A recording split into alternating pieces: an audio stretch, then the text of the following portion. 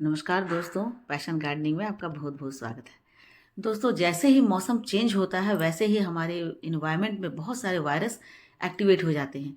ये वायरस न सिर्फ मनुष्यों को इफ़ेक्ट करते हैं बल्कि ये प्लांट को भी करते हैं। जैसे वायरल फीवर हो जाता है, हमें सर्दी जुकाम हो जाता है, ये वायरस बहुत ज़्यादा एक्टिवेट हो जाते हैं। तो उसी तरह से गुड़हल के प्लांट पर भी कुछ ऐसे वायरस हैं, ऐसे कीटाणु हैं, ऐसे कीड़े हैं, ऐसे पेस्ट हैं जो एक्टिव हो जाते हैं और एक्टिव होकर के पूरे पेड़ को अपनी चपेट में ले लेते हैं। देखिए दोस्तों, आपके सामने दिख रहा होगा, ये मेरे गुड़हल के प्लांट हैं और ये बहुत ही हेल्दी प्लांट थे मेरे। लेकिन अभी जैसे ही मौसम बदला है, तो मौसम बदलने के साथ क्या हुआ कि जैसे अक्टूबर से नवंबर आया तो एकदम ड्रास्टिक चेंज हो गया। हमारे यहाँ तो होता है कि अक्टूबर तक तो बिल्कुल मौसम अच्छी रहती है और जैसे ही नवंबर आता है तुरंत से सर्दियाँ आ गई और एकदम से सर्दी आ जाने के बाद बहुत सारे ऐसे पेस्ट हैं जो इतने ज़्यादा एक्टिव हो जाते हैं कि एक्टिव होकर वो प्लांट को इफ़ेक्ट करने लगते हैं। तो ऐसे में सारे गार्डनर को ये चिंता होने लगती है कि हमारे जो गुड़हल के प्लांट हैं वो मर रहे हैं, वो ख़राब हो जाएँगे। लेकिन आपको चिंता करने की बिल्कुल भी ज़रूरत नहीं है। इस वीडियो में मैं आप लोगों को इसी का उपाय बताऊँगी कि किस तरह से आप इस पेस्ट को कंट्रोल कर सकते हैं और ऐसे में जब इतने ज़्यादा वायरस एक्टिव हो गए हैं, तो आप कैसे अपने गुड़हल को के प्लांट को बचा सकते हैं। तो वीडियो में एंड तक बने रहिएगा और वीडियो अच्छी लगे तो लाइक, शेयर, कमेंट भी कीजिएगा। तो चलिए वीडियो स्टार्ट करते हैं। दोस्तों, मेरे पास बहुत सारे गुड़हल के प्लांट हैं और बहुत अच्छे-अच्छे कलर के हैं। आप देख रहे हैं कि ऑरेंज कलर है, येलो कलर है, लाइट पिंक है, पर्पल है, ऑरेंज है।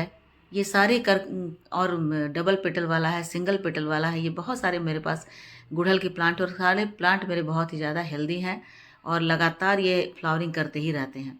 लेकिन अक्टूबर का महीना आने के बाद धीरे-धीरे ये जो प्लांट है, गुड़हल के प्लांट, ये होने लगते हैं डोरमेंट। और जो देसी गुड़हल होते हैं वो डोरमेंट हो जाते हैं, लेकिन जो हाइब्रिड होते हैं वो डोरमेंट तो नहीं होते हैं, वो खिलते ही रहते हैं। लेकिन उनकी फ्लावरिंग थोड़ी-सी कम हो जाती है। अब बात उठती है कि गुड़हल के प्लांट पर ये काले-काले पेस्ट क्यों लगते हैं और इनसे कैसे निजात दिया जाए? तो लगने का तो एक वैज्ञानिक कारण है, एक साइंटिफिक रीज़न यही है कि जैसे ही मौसम चेंज होता है, तो ऐसे चेंज मौसम में ये बहुत जल्दी एक्टिवेट हो जाते हैं और एक्टिवेट होकर के सबसे पहले ये गुड़हल के प्लांट पर लग जाते हैं। और भी मेरे कुछ ऐसे प्लांट हैं जिस पर ये लग गए, जैसे मेरे स्टार फ्रूट के प्लांट हैं। स्टार फ्रूट के प्लांट पर भी बहुत सारे पेस्ट लग गए हैं ऐसे ही। तो गुड़हल के प्लांट पर भी जब लग गए हैं तो उनका एकमात्र उपाय है कि आप उनको कटिंग कर दीजिए।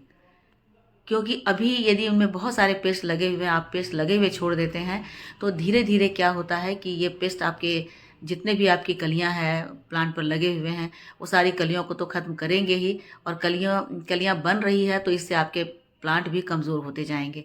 तो सबसे अच्छा उपाय है कि पेस्ट किए हुए जिस डाल पर पेस्ट लगा हुआ है, उनकी इन डालियों को आप कटिंग कर दें। ये सारे के सारे आप देखेंगे कि गुड़हल पर पेस्ट लगे हुए। देखिए, हमारे यहाँ सर्दियाँ आ गई और मैं स्वेटर पहनी हुई हूँ।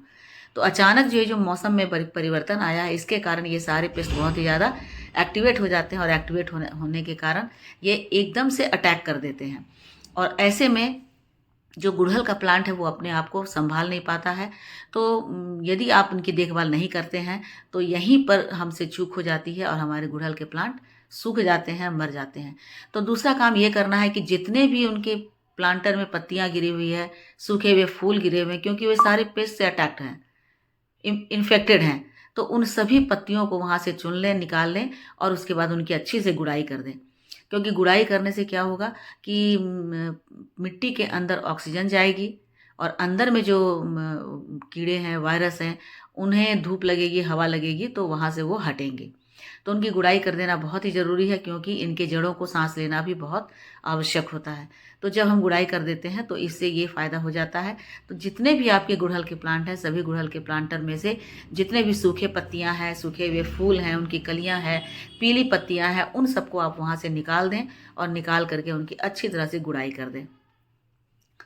क्योंकि जो भी पत्तियाँ या फूल गिरे हुए हैं वो इन्हीं पेस्ट से इन्फेक्टेड थे। तो इसलिए वो रहेंगे तो कभी इन्फेक्शन ख़त्म नहीं होगा। हमने डाल को काट करके हटा दिया, क्योंकि जो चीज़ सड़ रही है उसे वहाँ से निकाल देना चाहिए।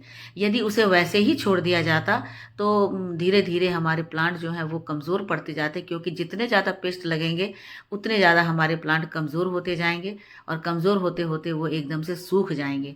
तो यदि अपने गुड़हल के प्लांट को बचाना है तो आपको यही उपाय करना होगा कि सारी पत्तियों को हटा दें। सबसे पहले उनकी कटिंग कर दें, उसके बाद उनकी पत्तियों को हटा दें, जितने भी पत्तियाँ वहाँ पर हैं, और उसके बाद उनकी बहुत अच्छी से गुड़ाई कर दें। तो दोस्तों, मैंने अपने गुड़हल के प्लांटर में से सारी पत्तियों को हटा करके और उनकी बहुत अच्छी तरह से गुड़ाई कर दी है। इससे हमारे प्लांट को थोड़ी सी हवा भी मिलेगी और जिसके कारण वे हमारे प्लांट थोड़े से स्वस्थ हो पाएंगे।